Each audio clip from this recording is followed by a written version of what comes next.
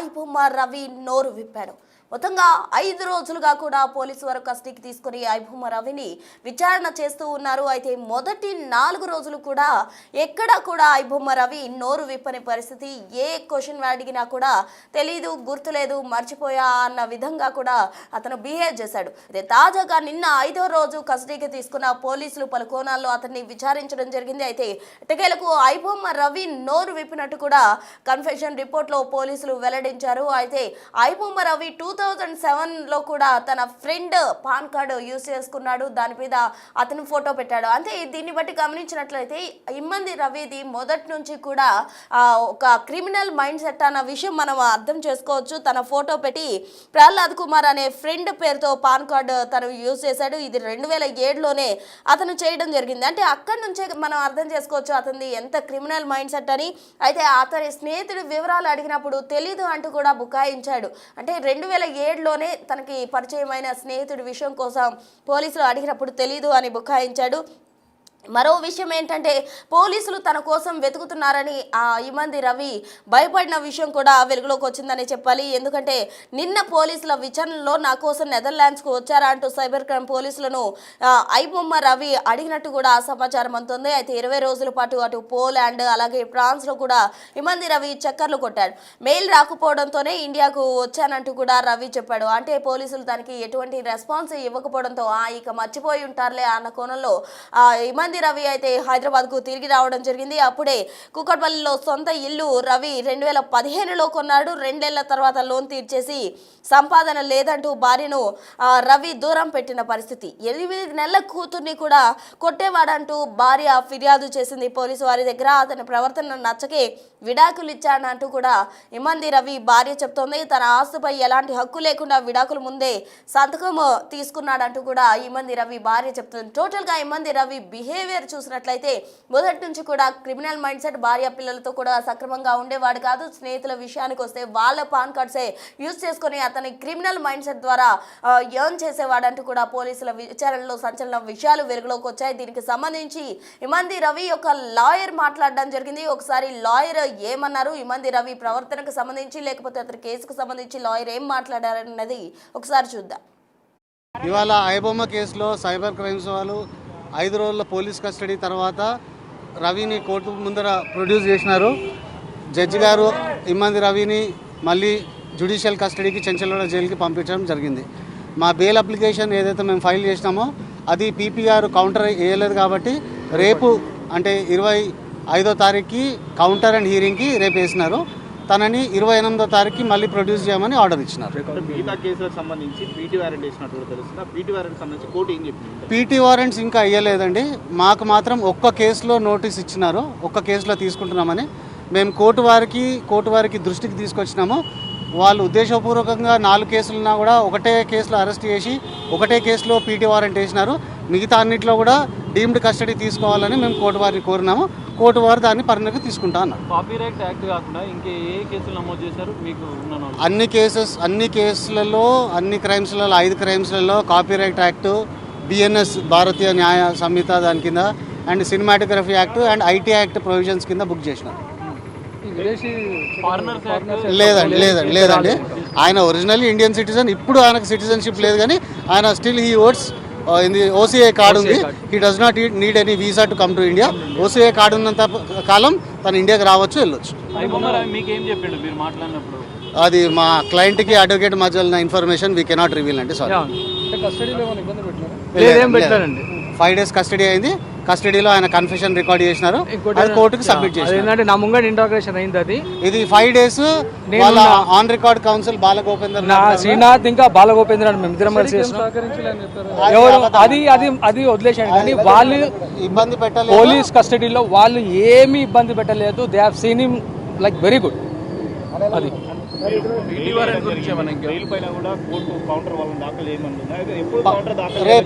రేపటికి వేసినారు. రేపు కౌంటర్ అండ్ హియరింగ్కి రేపు most probably after lunch police వారు పీపీ గారికి కౌంటర్ ఇస్తే జడ్జి గారి ముందర ఆర్గ్యుమెంట్స్ ఉంటుంది. మొత్తం ఎన్ని కేసులు నమోదు చేసినట్టు మీకు తెలిసింది? ఇప్పటివరకు అయితే 5 కేసులు రిజిస్టర్ చేసినట్టు మాకు ఇన్ఫర్మేషన్ ఉంది. ఒక్క కేసులో వేశారు, ఇంకా 4 వేయలేదు. Crime number 347/25. ఓకే ఒక్క దాంట్లో వేశారు అది ఇంకా ఇంకా జడ్జి గారి దగ్గరికి రాలేదు. ఇంకో పీటీ వారెంట్ వేసారా దీంతో పాటు ఇప్పుడు దీంతో పాటు ఒకటే ఒక్క ఈ క్రైమ్ తో పాటు ఇంకో క్రైమ్ కేసులో రిమాండ్ అయినారండి, ఇంకో కేసులో రిమాండ్కి అడిగినారు, పీటీ రిక్వెషన్ ఇచ్చినారు, ఇంకా మూడిట్లలో ఫైల్ చేయలేదు. ఓకే ఎందులో కూడా లేదు. ఓకే ఇంకోటి అంటే రికార్డులో శ్రీవి శ్రీనాథ్, బాలగోపేంద్రనాథ్ ఉన్నారు. ఓకేనండి, right, thank you very much.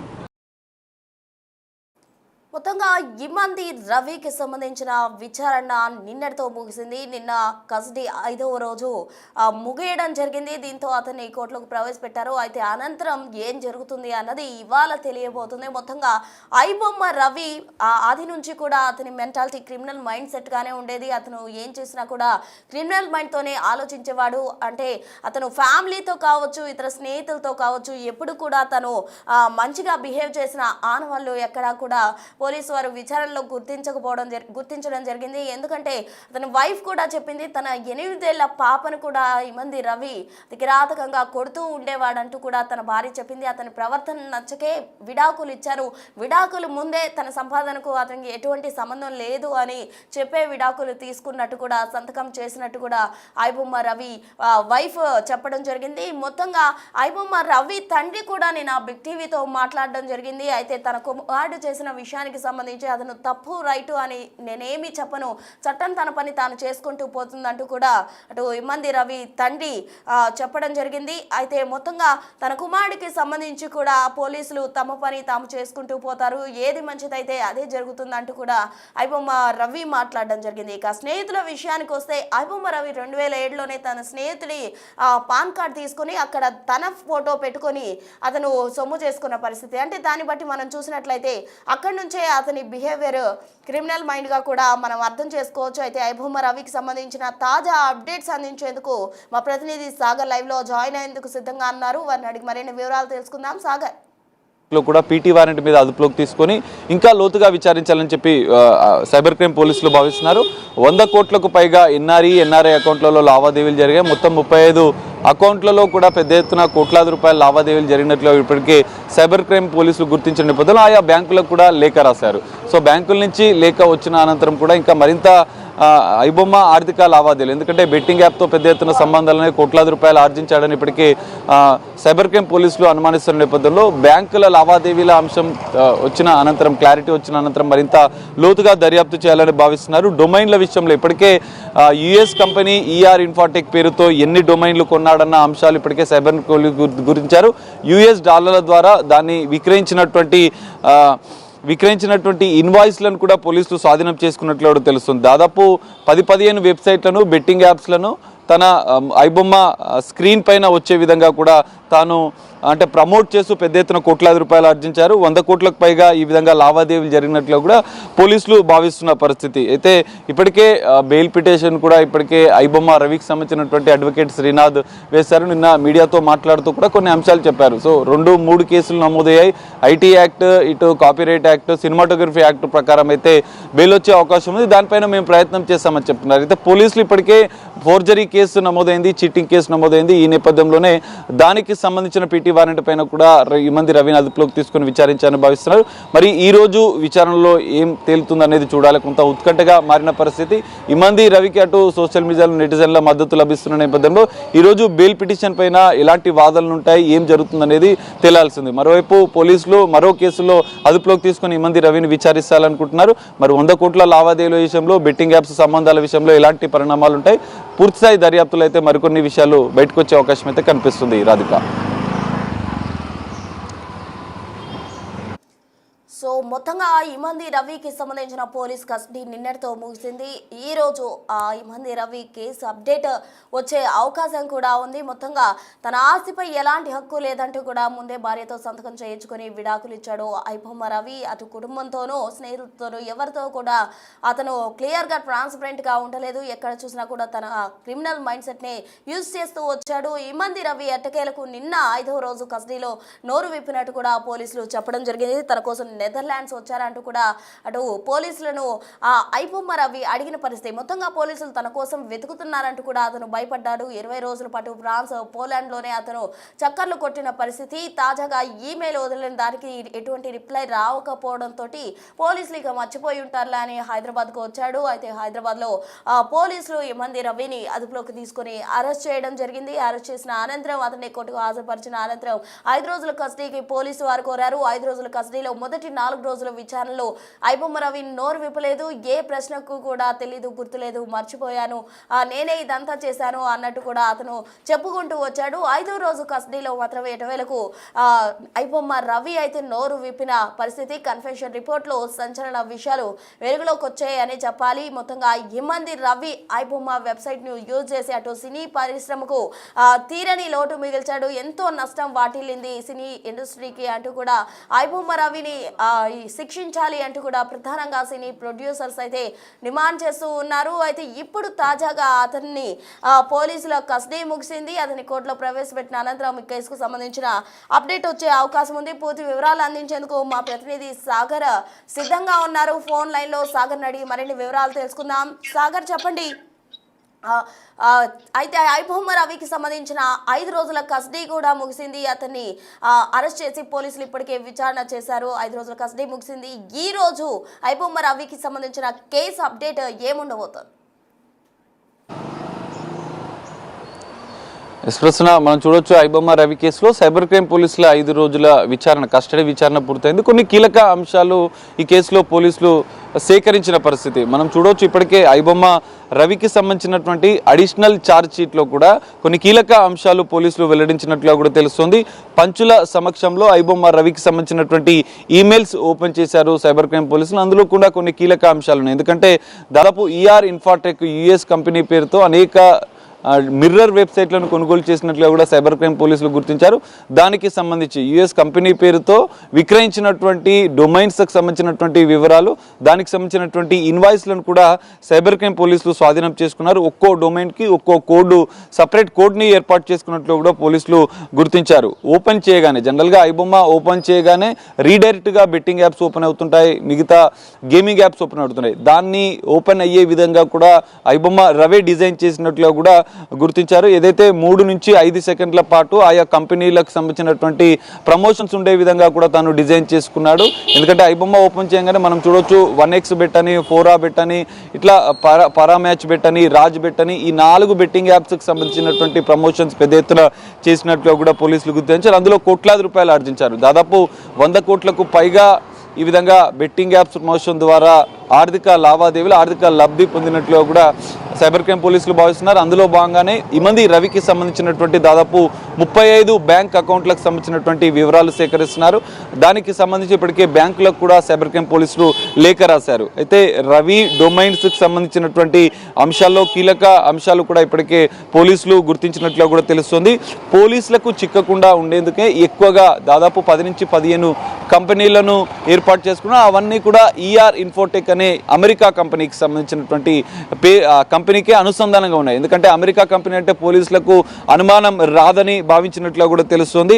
అయితే అమెరికా కంపెనీ విషయంలో కూడా పోలీసులు కొంత సమాచారం సేకరించి తనకి మెయిల్ చేయగా కూడా దానికి ఇమ్మంది రవి స్పందిస్తూ యుఎస్ కోర్టు ఆర్డర్ తీసుకువస్తేనే కంపెనీలకు సంబంధించినటువంటి వివరాలు చెప్తామన్నారు. దీంతో పోలీసులకు అనుమానం వచ్చి 20 రోజులు సీక్రెట్గా తన యొక్క ఇమ్మంది రవికి సంబంధించినటువంటి కదలికలపైన ఆరా తీశారు. అయితే పోలీసుల మెయిల్ చేయడంతో యూరోప్లోని 5-6 దేశాలకు తిరిగినట్లుగా కూడా 2 నెలల కాలంలోనే, ఎందుకంటే మొదట ఐబొమ్మ రవికి పోలీసులు ఖచ్చితంగా పట్టుకుంటాం, ఇతర దేశాల్లో తలదాచుకున్నట్లుగా కూడా మాకు సమాచారం ఉందని చెప్పడంతో అతను జనరల్గా కరేబియన్ పౌరసత్వం ఉన్నప్పటికీ కూడా అమెరికాలో కొన్ని రోజులు ఉంటాడు. అనంతరం యూరప్ దేశాల్లోని దాదాపు 5-6 దేశాలు తను తిరిగినట్లుగా కూడా పోలీసులు గుర్తించారు. సైబర్ క్రైమ్ పోలీసుల దర్యాప్తుల విచారణలో కూడా ఈ అంశాలు ఆయన వెల్లడించినట్లుగా కూడా తెలుస్తుంది.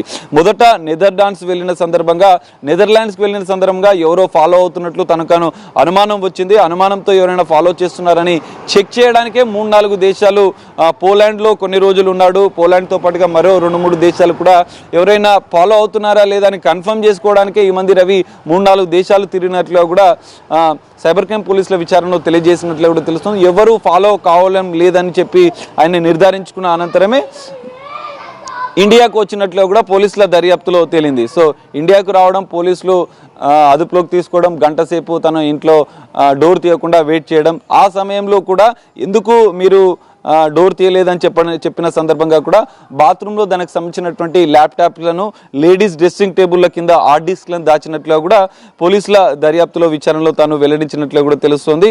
సో గతంలో పోలీసులు అరెస్ట్ చేస్తామని వార్నింగ్తోనే ఫారెన్కి వెళ్ళి 2 నెలల కాలంలో తనకు సంబంధించినటువంటి పూర్తిస్థాయి డేటా కావచ్చు, ఎన్ఆర్ఐ అకౌంట్లలో పెద్ద ఎత్తున నగదు బదిలీ చేసినట్లుగా కూడా గుర్తించారు. అయితే ఇక్కడ కీలకంగా పోలీసులకు, సైబర్ క్రైమ్ పోలీసుల దర్యాప్తు చేస్తున్న సందర్భంగా యుఎస్లో ఉన్నటువంటి ఐబొమ్మ రవి భార్య ఇప్పటికే పోలీసులకు ఫోన్ ద్వారా టచ్లోకి వచ్చినట్లు కూడా తెలుస్తుంది. కొన్ని సంచలన విషయాలు భార్య కూడా వెల్లడించినట్లు కూడా తెలుస్తుంది. ఎప్పుడూ కూడా ఇంట్లో, అంటే వివాహం అయిన అనంతరం కూడా వాళ్ళది లవ్ మ్యారేజ్ అనేది తెలుస్తుంది. అనంతరం కూడా తను ఇంట్లో ఒక్కడే లోన్లీగా ఉండేవాడని, ఎవరితో మాట్లాడేవాడు కాదని కూడా భార్య చెప్పింది. ఒక్కడే పని చేసుకుంటూ, ఒకడే సైకోలాగా రూమ్లో తన వెబ్సైట్లకు సంబంధించినటువంటి పనులు చేసుకుంటున్నానని మాత్రమే చెప్పేవాడు, కానీ మిగతా వివరాలు చెప్పేవాడు కాదు. తన రూమ్లోకి వస్తే తన పైన కోపంతో, ఆగ్రహంతో కొట్టేవాడు అన్నట్లుగా కూడా చెప్పారు. తన 8 నెలల పాప పైన కూడా తను ఆ రూమ్లోకి వెళ్తే పిల్లల పైన, పాప పైన కూడా తను ఈ విధంగా దాడులు చేసేవాడు, అంటే కొట్టేవాడు అన్నట్లుగా కూడా ఇద్దరిని కొట్టేవాడు. అందుకే విసిగి వచ్చి నేను విడాకులు ఇచ్చానని మరికొన్ని ఐబొమ్మ రవికి సంబంధించినటువంటి సైకలాజికల్ ప్రాబ్లమ్స్ సంబంధించే కావచ్చు, తను ఏ విధంగా ఉండేవాడన్న అంశాలు కూడా తన భార్య ఫోన్లో అటు సైబర్ క్రైమ్ పోలీసులకు చెప్పినట్లుగా కూడా తెలుస్తుంది. ఇప్పటి వరకు ఐబొమ్మ రవి కేసులో కొన్ని కీలక అంశాలైతే పోలీసులు సేకరించారు. తాను ఒక్కడే ఇదంతా చేయలేదనే ప్రయత్నం అయితే చేస్తున్నాడు, కానీ తనకు సహకరించిన వారిపైన కూడా ఇంకా పూర్తిస్థాయి దర్యాప్తు సైబర్ క్రైమ్ పోలీసులు చేస్తున్నారు. 5 రోజుల కస్టడీ ముగడంతో ఈ రోజు నాంపల్లి కోర్టులో బెయిల్ పిటిషన్ పైన విచారణ ఉండే అవకాశం ఉంది. మరి బెయిల్ వస్తుందా లేదా అనేది ఈ రోజు తెలుస్తుంది. ఇప్పటికే మరో 4 కేసుల్లో కూడా పోలీసులు పీటీ వారెంట్ల పైన ఐబొమ్మ రవిని అదుపులోకి తీసుకోవాలని భావిస్తున్నారు. మరి ఈ రోజు కోర్టు ఎలాంటి తీర్పిస్తుందనేది చూడాలి, ఎలాంటి ఆదేశాలు ఇస్తుందనేది మాత్రం చూడాల్సిన పరిస్థితి. మొత్తంగా ఇమ్మంది రవికి సంబంధించిన కస్టడీ నిన్నటితో ముగిసింది. ఇవాళ కోర్టులో ప్రవేశపెట్టే అవకాశం ఉంది. అయితే తదుపరి ఐబొమ్మ రవి కేసుకు సంబంధించి ఎటువంటి చర్యలు ఉండబోతున్నాయి, అతనిపై ఎటువంటి యాక్షన్ తీసుకోబోతున్నారు అన్న దానికి సంబంధించిన వివరాలు అయితే ఈ రోజు తెలిసే అవకాశం ఉంది. మొత్తంగా ఇమ్మంది రవి 5 రోజుల కస్టడీలో భాగంగా 4 రోజుల పాటు కూడా ఎటువంటి సమాచారం ఇవ్వలేదు, ఏమాత్రం కూడా నోరు విప్పలేదు. 5వ రోజు మాత్రం ఐబొమ్మ రవి ఇచ్చిన స్టేట్మెంట్ ఆధారంగా అయితే పోలీసులు కన్ఫెషన్ రిపోర్ట్ అయితే ప్రిపేర్ చేసిన పరిస్థితి. అందులో సంచలన విషయాలు వెలుగులోకి వచ్చాయి.